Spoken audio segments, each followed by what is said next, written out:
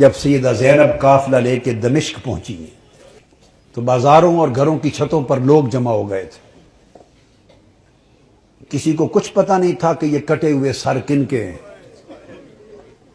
اور جو قیدی آ رہے ہیں اونٹوں پر کجاووں پر یہ کون ہیں. صرف اتنا اعلان کیا ہوا تھا کہ حکومت کے کچھ باغی تھے اور باغیوں کو قتل کر دیا گیا ہے.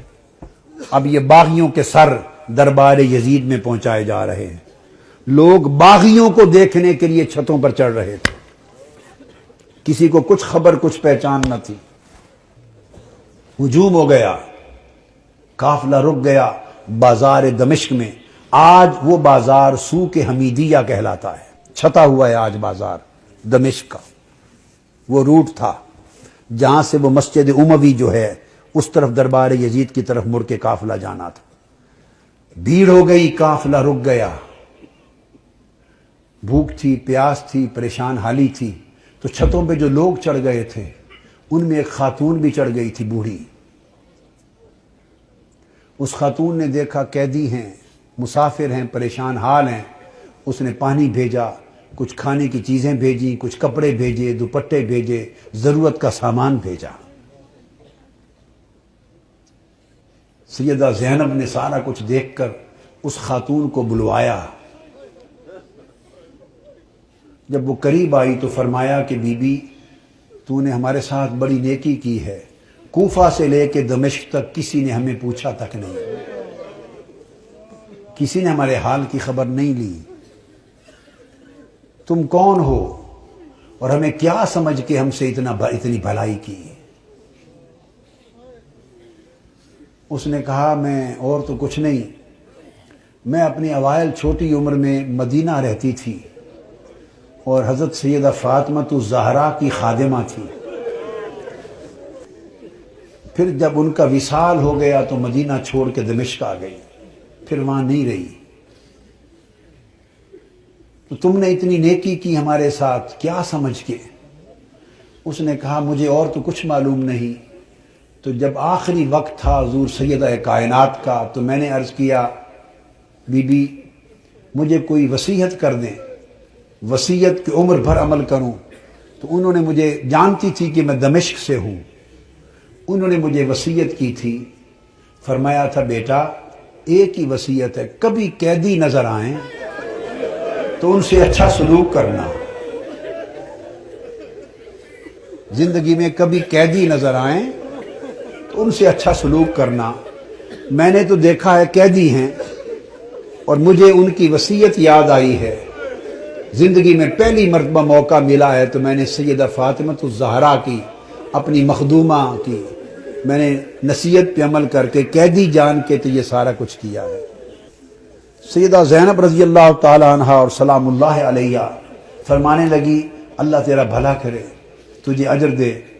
بتا تو نے ہم سے اتنی نیکی کی، بھلائی کی، ہم تیرے لیے کیا دعا کریں، کیا صلہ دیں؟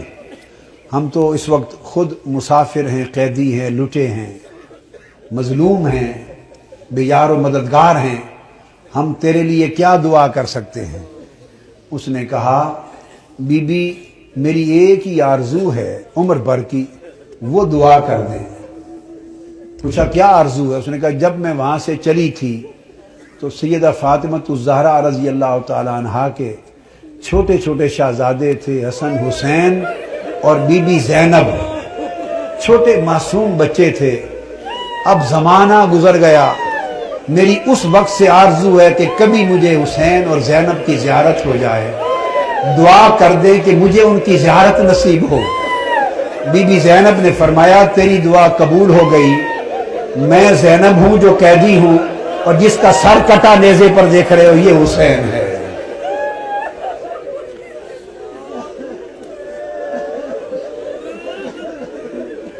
اللہم صلی علی سیدنا و مولانا محمد وعلی آلہ وصحبہ وبارک وسلم.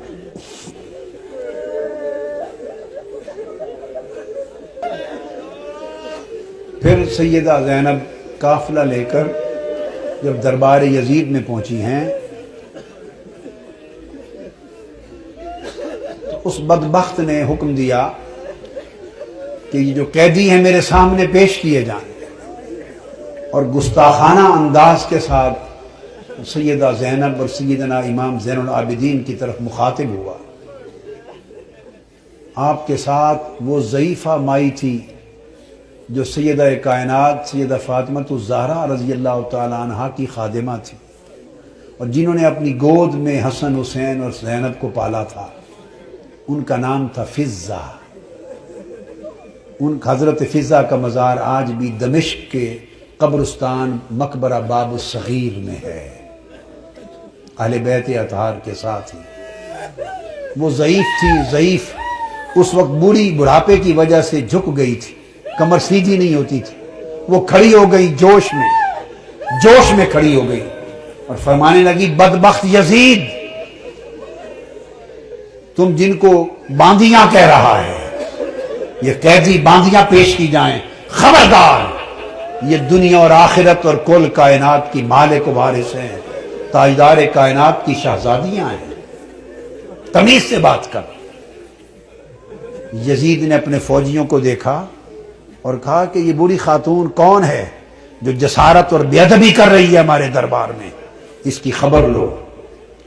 اس کے فوجی اٹھے، انہوں نے تلوار لہرائی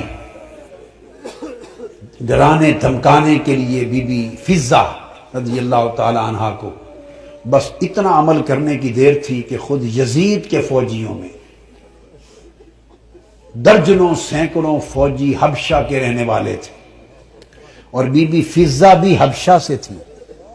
یزید کی اپنی فوج کے حبشی جوان، یک لخت 20 حبشی جوان تلواریں میان سے نکال کے کھڑے ہو گئے۔ ان کی جو قومی غیرت تھی اور وطن کی حمیت تھی، اس نے جوش مارا۔ اس نے کہا، خبردار، یہ ہمارے وطن کی ماں ہے، حبشہ کی ماں ہے، اگر کسی نے اس کی طرف ہاتھ بڑھایا تو تلواروں سے گردنیں کاٹ دیں گے۔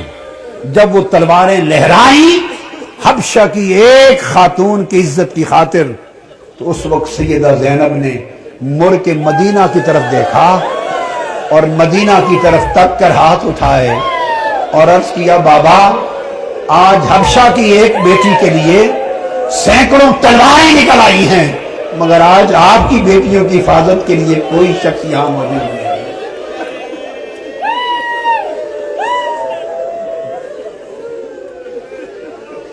اللہم صلی علی سیدنا و مولانا محمد وعلی آلہ وصحبہ وبارک وسلم۔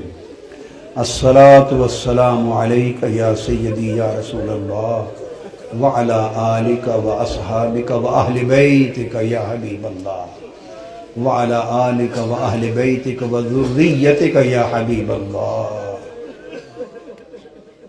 وما علینا الا البلاغ۔